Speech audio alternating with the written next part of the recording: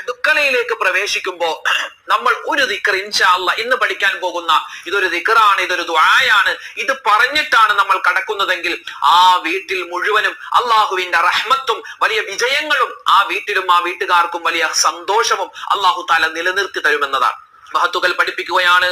എന്താണ് ഒരു സ്ത്രീ അവൾ അടുക്കളയിലേക്ക് കടക്കുമ്പോ, അല്ലെങ്കിൽ ഒരു പുരുഷൻ, അത് ആരാവട്ടെ, സ്ത്രീ ആവട്ടെ പുരുഷനാവട്ടെ, അവരുടെ വീട്ടിലേക്ക് കടക്കുമ്പോ വലത് കാലുകൊണ്ട് കയറണേ.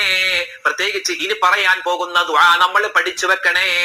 നമ്മൾ അടുക്കളയിലേക്ക് കയറുന്ന ഭാഗത്തൊക്കെ ഒരു പേപ്പറിൽ എഴുതി ഒട്ടിച്ചു വെച്ചാൽ നമുക്കത് പറയാവുന്നതാണ്. കാരണം അടുക്കളയിലെ ബറക്കത്താണ് ആ വീടിന്റെ ബറക്കത്ത്. അടുക്കളയിൽ നിന്നാണ് നമ്മൾ ഭക്ഷണം ഉണ്ടാക്കുന്നത്. ആ ഭക്ഷണത്തിൽ ബറക്കത്തുണ്ടാകുമ്പോ വീട് സ്വർഗ്ഗതുല്യമായി മാറും. ഇൻഷാ അല്ലാഹ് ഏതാണ് ആ ദിക്ർ, ഏതാണ് ആ ദുആ കേട്ടോ. ഇങ്ങനെയാണ്: ബിസ്മില്ലാഹി വലജ്നാ ബിസ്മില്ലാഹി ഖറജ്നാ വഅലാ റബ്ബിനാ തവക്കൽനാ. വളരെ സിമ്പിൾ.